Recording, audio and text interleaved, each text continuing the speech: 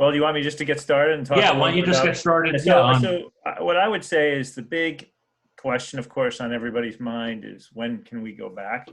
And I, I was on the call with the mayor and the Chamber of Commerce today, Mayor Marty Walsh, and it, it's obvious what we're hearing in Massachusetts is very much at odds with what President Trump wants to see. I mean, we all want to be back at work, but here, at least, the surge is expected to peak later in the month. We're not quite even there yet. We're sort of in the ramp up. So May 1st is impractical at best. As you know, there's a shutdown order through May 4th from the governor, and I think it's highly likely that'll get extended maybe by a couple weeks. So that's, I think, everyone wants to know when, but they also want to know what are the new protocols going to be. I mean, are there going to be social distancing rules in effect?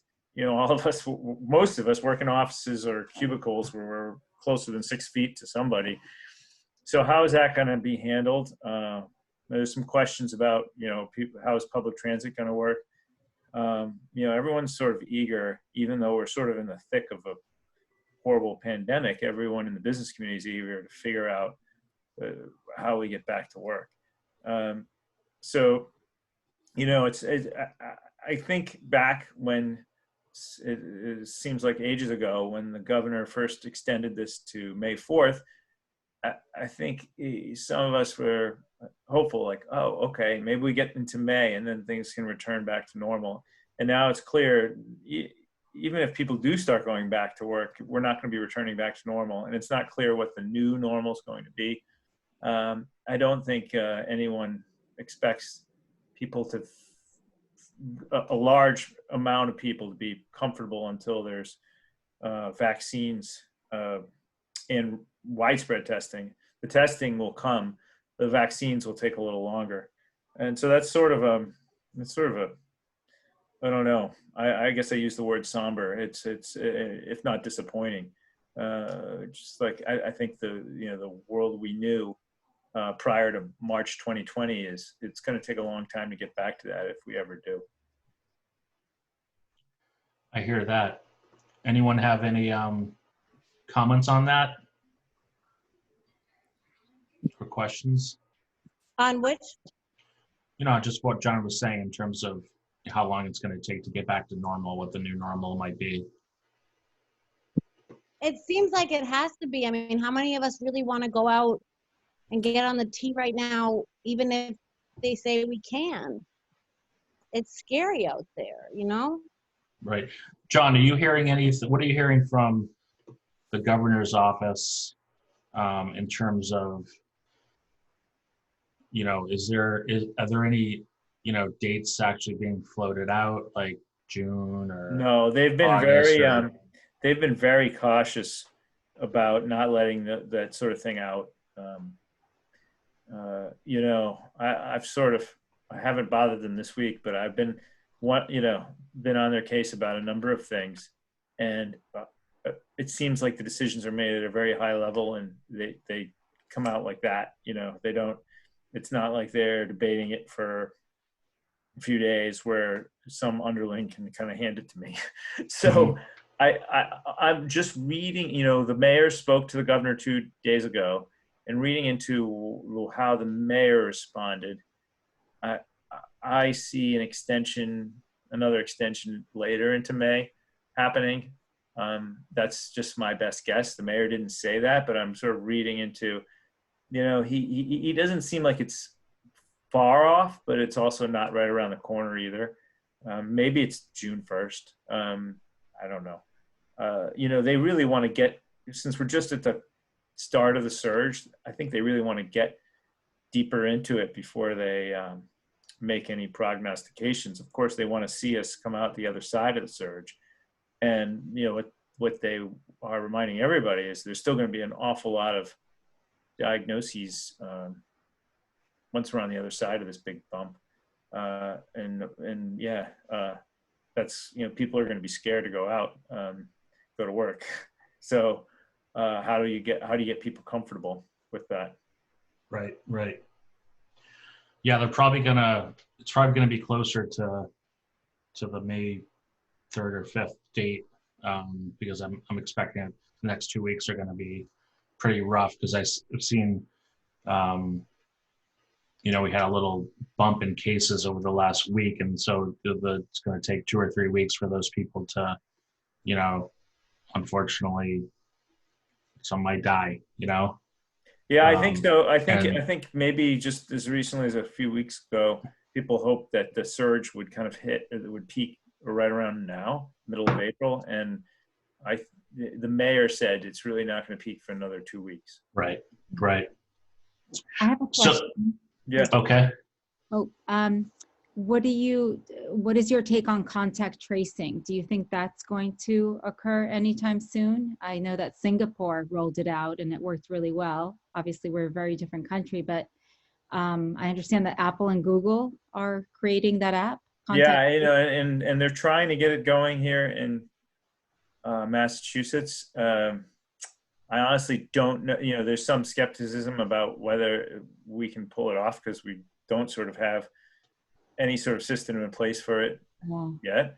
But the governor sort of got that underway. And I guess I wonder, just speaking personally, I haven't heard businesses say this, but I wonder how effective it can be unless it's nationwide. We're going to have, if you're opening up the borders of Massachusetts, presumably you're going to have people coming in who might not be part of this tracing network. But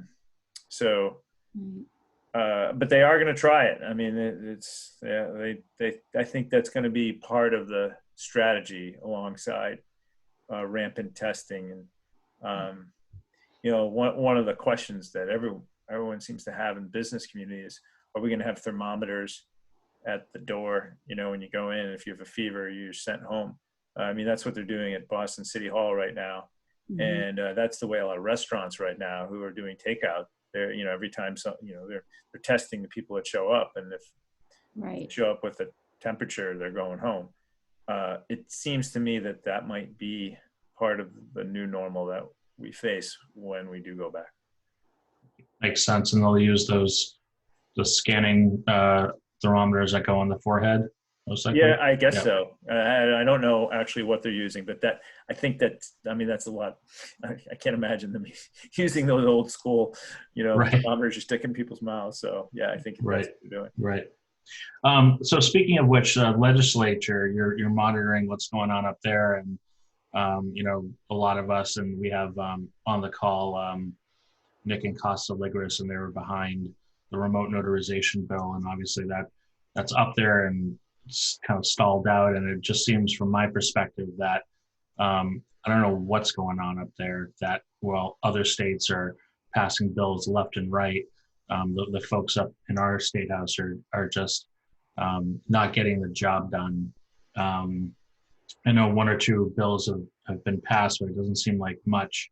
What are you hearing up there on the state house, and why isn't more being done for the business community, especially the real estate? Well, I can answer to some extent.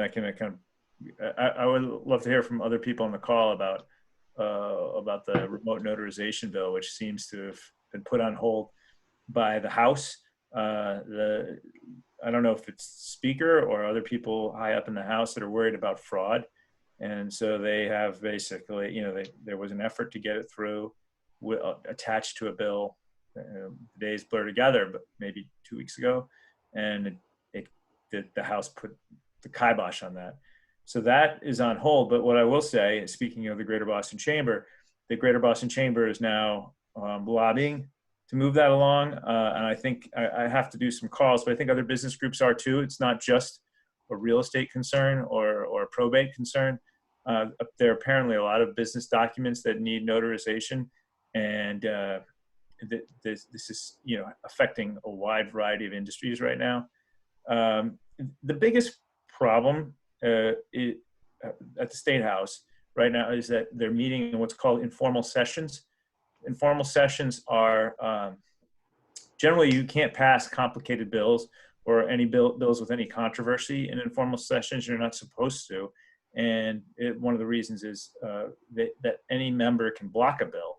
So generally that's, you save for informals, you save like bridge names and liquor licenses, that sort of thing. And so when the legislature normally would be in the thick of formal sessions right now, because this is their budget time, and they'd be voting and they'd be moving some big bills along. But because of the social distance requirements, very few people are actually at the State House, and they can't figure out how to get around the rules for a roll call vote to hold a formal session without having all these people pile into a room. So it's sort of paralyzed the decision making at the State House in a lot of ways. It's very difficult to get bills passed of any consequence in informal sessions. And we saw one move out of the House today, which was, I think, because there was widespread agreement that something should be done. This is the one that... You're talking the eviction moratorium? Yeah, the Senate will approve it tomorrow, and I think you'll see the governor sign it by the end of the week. And this is a temporary moratorium on evictions, essentially. There's a lot of like specifics about, excuse me, my daughter's here. Hey, what's up, Olivia? Yeah, I just need some paper. No problem. It's all stored up here. No, I'm on the call right now, sweet. It reminds me of the CNN when the little girl. That's your right. Your daughter's she's a little older, and I have a feeling it's happening a lot. Sucking on a passive. Back then, that was like a novelty. Not anymore. That was funny. Jordana and I have been monitoring the eviction bill. Anyway, that's the biggest problem right now, is the informal nature of the sessions. That I've talked to a few legislators who can't quite figure out how to get around this. There's some major bills that need to get done. They can't pass anything that would allow them to do things remotely, like with everyone now. I mean, yeah, it seems like you should be able to do a roll call with just hitting a button at your computer. Yeah, and I think they're trying to figure that out. But I was texting with the head of the Ways and Means Committee, the House Ways and Means Committee, last week, because one of the big issues, as you know, they delayed the deadline to file your income taxes. But the problem with that is that's like hundreds of millions of dollars that they're counting on, more than that maybe, coming in this quarter. That's now going to get pushed to next quarter. And they need to borrow money to make up the difference, and they cannot borrow money without a roll call vote, and they haven't figured out a way around this dilemma. So I think this is paralyzing the legislature, and I think also just the fact that they're not able to walk down the hall and talk to someone makes it a bit harder to solve these problems. So anyway, I think you had a question. No, I just wanted to, I know we have Costa Ligris on the call here, and Costa's the one that was leading the remote notarization. Yeah, bill. I would love to hear from Costa about what he's hearing with that. Costa, do you want to follow up on that? Do you want to kind of give an update on from where you sit on that? Yeah, so obviously, as we all know, it was attached to the muni bill that ran through the Senate. The Senate approved it, but then the House did remove it. It went to a committee. Apparently, there is a lot of pressure on a lot of state reps right now from a lot of different industry groups, like John said. The probate bar has been extraordinarily vocal. I don't know how, but I somehow got looped into their large email thread, and they've even created talking points because they're talking to press, because I think they just understandably want to keep the heat on everyone for whatever reason. It escapes me because I respectfully disagree. The governor has been told that he doesn't have the authority to do it under an executive order. Every state around us did it through an executive order. I took a look at the power that he has under the EO, and I think that he actually does have the power to do it. But apparently, that's what's been shared with him, and so of course, understandably, he pauses on not doing it legislatively. So I did speak to a couple of state reps that I know really well today, and they too are getting a lot of calls from constituents urging them to move on this. I mean, it's frustrating. I think it's a process. There's obviously some concerns around the existing platforms that can potentially enable the use of it and some of the risks associated with it. I think there was a story on NBC, and Senator Tar, I think, said it best, which is like, you can't let perfect be the enemy of good here. We're not looking for a permanent solution. And we could go ahead and, legislate and discuss a permanent solution at some point in the future. But right now, I think it's just reckless not to have something in place. But I don't, I have really struggled to get anything really granular out of any of the reps that I know in terms of, what the holdup, has been. There were some questions about how do you confirm that somebody's actually in the Commonwealth? New York has a similar requirement in their executive order. Maine has a similar requirement. Vermont has a requirement. I think that they're both in the state. I mean, Rhode Island has that requirement. I mean, it exists. And you either take a certification because, IP address identifying isn't always perfect because people could use VPNs and other mechanisms to try to change their IP address. But,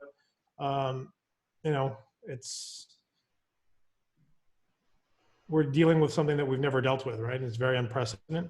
And the reality is we just can't get stuck right now in those types of details, because when you really sort of look at it from the perspective of, especially obviously my background being in real estate and financial services, asking a title insurance company the last time they really, paid claims based on those types of things. It's not on their top 10 things. Right. So, All right. Costa, have you spoken to any reps who are opposed to the bill? I have not a single one. Have you heard if there's a specific representative who's sort of leading the effort against it? I have not heard about a specific representative that's leading any sort of effort against it. I have heard that, there were some representatives that had questions about things like, how do we know that they're in the Commonwealth? How do we know that this is not going to open the gates for non-attorneys to conduct real estate closings? Yeah. How do we know, and I've never practiced probate, but how do we know that the witnesses really are who they say they are, and that they're asking a lot of questions, and I in no way, shape, or form want to talk about the merits of the questions. They're all legitimate questions, but it's one of those things where, just the reality. I think that you need to appreciate, and that our legislators need to appreciate, that we can identify somebody's identity so much better using technology today than we can in person. When I used to do closings, if somebody came in and handed me their ID, I wouldn't look at it and be like, well, the last 5 years haven't been good to you, and hand it back to them. We're basically looking to see if it's a valid license and whether the picture in some way, shape, or form resembles the person that's in front of us. We really treat it as a possession thing. If they have possession of the license, Rich, you do closings still, right? Yep. When did you look at an ID and really question whether or not the person is who they say they are? We run in my platform forensics on the thing. We scan the barcode in the back. We do all sorts of things to look at the validity of a license. So, that stuff I don't buy. And then the concept of, notarization is two elements: identifying the person is who they say they are, and two, whether it's a juror or an acknowledgement, is it their free will? And, Yeah. The vast majority of closings we're all doing, we've been working with these clients for, at least 30 to 60 days prior to the signing, and we know who they are. But let's say that you haven't, and it's a refinance. You don't even know who the heck they are. What qualifications do notaries have to determine somebody's state of mind? We don't. It's ridiculous. This is no different than, witness my hand and seal. Why don't we go ahead and get some wax and start putting seals on documents again? But yeah, so, John, I don't know of anyone that specifically has come out and opposed it. That's what I was curious, because I obviously want to reach out to them if you hear of anybody. I know of people that have opposed permanent run legislation that's been provided in the past. But I assume there's more. It's some attorneys that are just want to make sure that they. Very, very few, if at all. Like really? maybe like I've seen one or two, and they're very small players. That, and we keep telling them, because in Massachusetts the SJC has held that attorneys, one of the few states, have to take an active role in real estate closings. Unlike California, it's totally different. But here in Mass, it's an SJC rule that attorneys have to be in the process. So the risk of having all of a sudden, the total change in the model here is very slim. And then you have, like doctors and all the people on the front lines, the probate side, they want to, they're like clamoring to get their wills done, healthcare proxies. I mean, they're getting infected, and it's like they're being discouraged from having their estate plans put in place. My probate brothers and sisters are telling me this. So, it's and those cases, like if, when someone dies without a will, God forbid, that's going to be a burden on our court system, on probate, I mean, the ripple effects are just incredible when the solution is as simple as the legislature figure out how to, get it passed. I mean, all these other states, 40 states now have remote notarizations, either state statutes or executive orders. It's like, I mean, we're supposed to be leading the country, one of the, the best states in the country, but we're also number 3 on number of COVID infections. So we are not leading the pack in innovation when it comes to this right now. No, we're not. No. This is not our shining moment. So, John, wanted to talk with you about, CARES Act, SBA loans. Yeah, that's a hot topic today. I hear people are starting to get their stimulus, their deposits, direct deposits, and of course, someone with orange hair, their signature is going to be on the check, so that has to be delayed for a couple of days, right? So I haven't heard anyone have any SBA funds going to them yet, or even a loan approved. I haven't heard it yet. Have you? Well, I haven't, personally, but I will say that Ruths Chris actually filed a securities document because I think they're publicly traded. The steakhouse chain saying that they received, I saw that. I think they received the maximum amount. 20 million. I saw that. They had 10 million. So yeah, the restaurant industry and I believe hotels have sort of a carve out. You're supposed to be limited at 10 million per business, but if you have multiple locations and you're in the restaurant or hotel industry, there are ways around that limit. And Ruth Chris obviously has used that to get 20 million. So they've received it. I have a feeling that their lawyers and their bankers I think they use JPMorgan Chase, are a little bit more effective than a lot of the small business people. The people that I'm talking to, they're a little further down on the food chain. But I have heard the one good thing is I've sort of kept a universe of about a dozen small business people that I keep in touch with every day, but I try to keep in touch with throughout this process for the last week and a half. And all of them except for one has now been told that they're in the queue for PPP loans. Like a week ago, they were freaking out.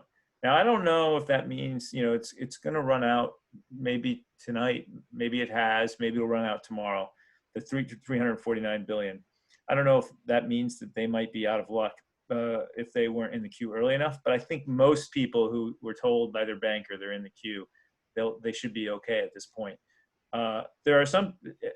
The problem is that there's not enough. There's more demand, and Congress is having a hard time reaching agreement because the Democrats are worried about disadvantaged communities, minority businesses, not being at the tail end of this and not getting the money, and they want to sort of have a carve out in the 250 billion for those. And the Republicans are saying no, we should make straight 250 and let's keep the momentum going. And as far as I know, they haven't reached an agreement on that in Washington. So that's the big question mark. The banks had a hard time, except for the smallest banks, I would say, and a few of the biggest ones, getting this up and running on April 3rd, which was when it was supposed to start. And so some banks had more of an advantage. If you were working with a small bank, most of these mid-sized banks had to get sort of an online portal put together in a matter of days. And it's something that usually takes them 6 months. And so they had a hard time with it. Santander, it took them until last weekend, more than a week, I would say, to finally get their rickety machine rolling. But some of the smaller banks, they're just punching in applications by hand. So they didn't need a whole online system. and they were able to move quickly. So I always recommending people that if they can work with a smaller bank, that's a much better approach.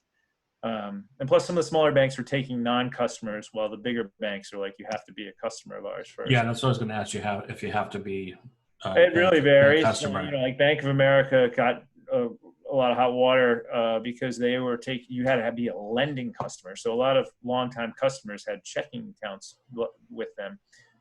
And then they went to get some of this money, and they said, no, you need to either have a credit card or a business loan. And they changed that quickly to say that, you could have a pre-existing deposit account, but you could not have a credit with another bank. So I found that to be I know some people are able to get in under that, but I feel like that still limited the universe of who could get into Bank of America. A lot of other places were just limited to pre-existing customers. Smaller banks feel like it's their community mission. Mutually owned banks aren't as driven by the bottom line as publicly traded banks. And so they were allowing others into the fray that weren't customers. John, I have a question just generally. And I know this is just tough. Like, how do you see the economy shaping up over the net, as we make our way through 2020 here? Trump talks about this like rebound effect, and part of me is very hopeful that there will be some kind of rebound because this is unprecedented. But again, we haven't been faced with this amount of job losses in such a short amount of time. So I'm not going to hold you to it, but what do you think is going to happen? Well, I can tell you what I'm hearing from experts. I can't really say for sure, but it sounds like the economists I'm talking to seems more logical than the Trump scenario of the V or U-shaped recovery. The problem is, even though it was so sudden, unlike any other economic downturn we've had, it just came out of the blue to drop like that in a matter of a month. We won't come back as quickly because of all these social distancing requirements, all these questions about, take the restaurant industry. At the very least, the occupancy of restaurants will probably be put in half, even when we do come back for a while. And what about, going to see a Red Sox game or a concert at the TD Garden?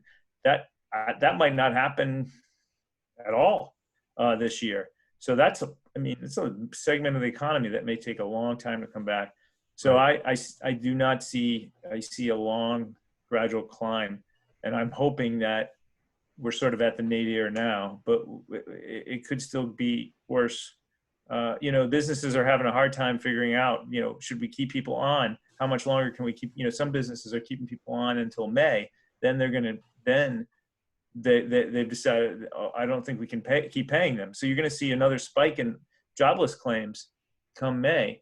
And and the other concern is what's going to happen with health insurance.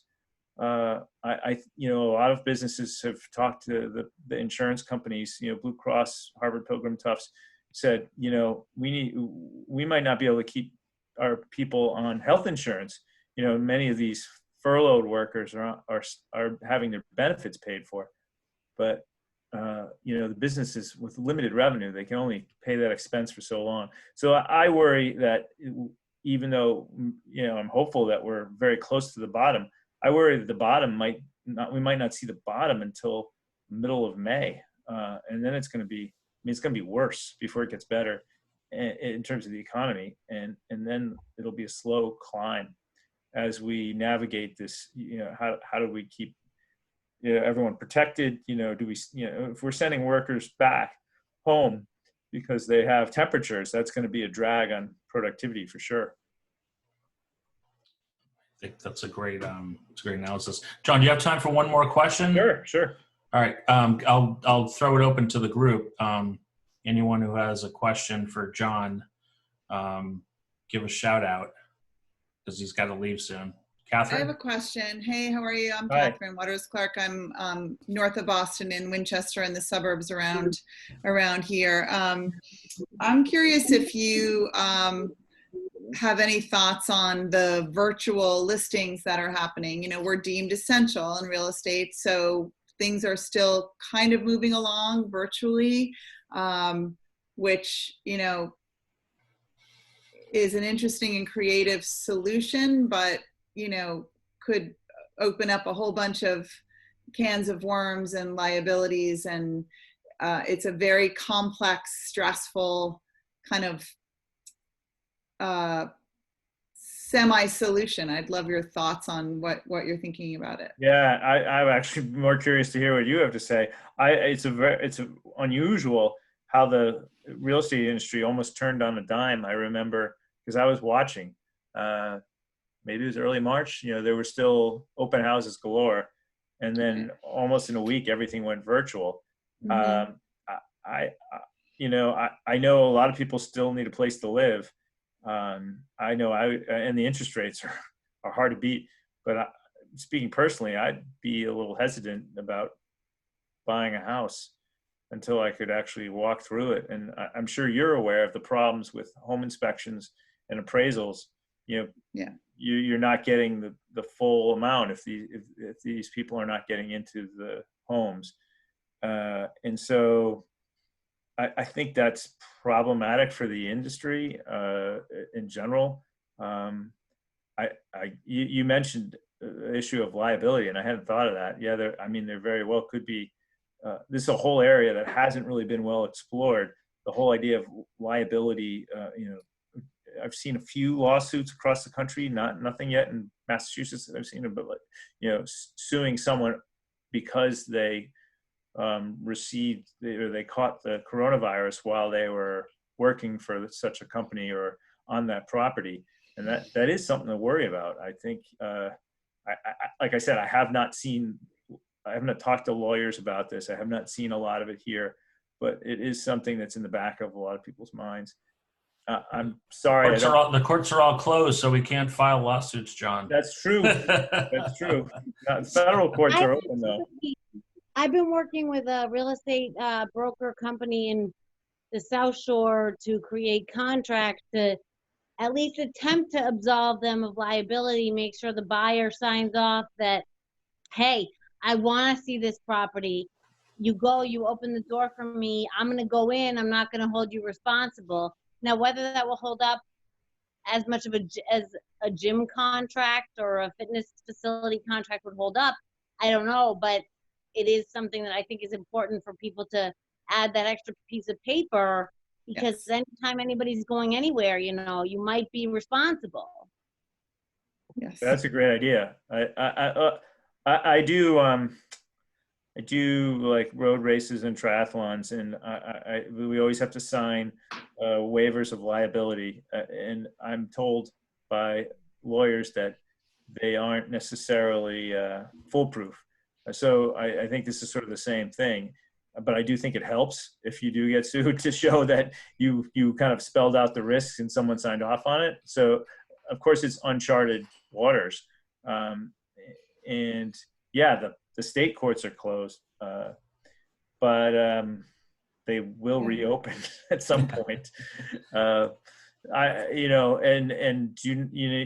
Yes, the part of the problem with the COVID, I mean, the deaths are awful, and you can see the idea, you know, the surviving members of families suing, but there's also, we're starting to hear examples of long-term damage as a result. And I think that, you know, we might start seeing litigation because of that.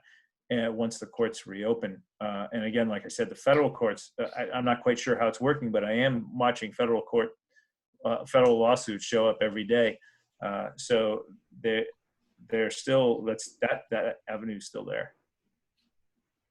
Yeah, my guess is we will see litigation of a lot of different types kind of emerging from COVID, whether it's non-payment, financial breaches of contract, personal injury, discrimination. I mean, it's just, this is a, you know, a once in a century type event. So it's going to have a lasting impact. So I know, John, you got to get going here. So I wanted to just thank you so much for joining us. Thanks for having me. And I am going to be poking around on remote notarization. So if any of you have thoughts, feel free to ping me, because I'm going to go, pressure both the Senate and House leadership tomorrow to see if I can get some answers from them. Thank you. I appreciate it. It's great to meet everyone virtually. Hopefully we can all do this in person sometime. Definitely. All right. Thanks for having me. Thank you. All right. Take care. So guys, I'm going to wrap it up.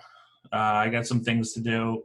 And we'll do this again, same bat channel, same bat time next week. Do you guys like the guest speaker kind of thing?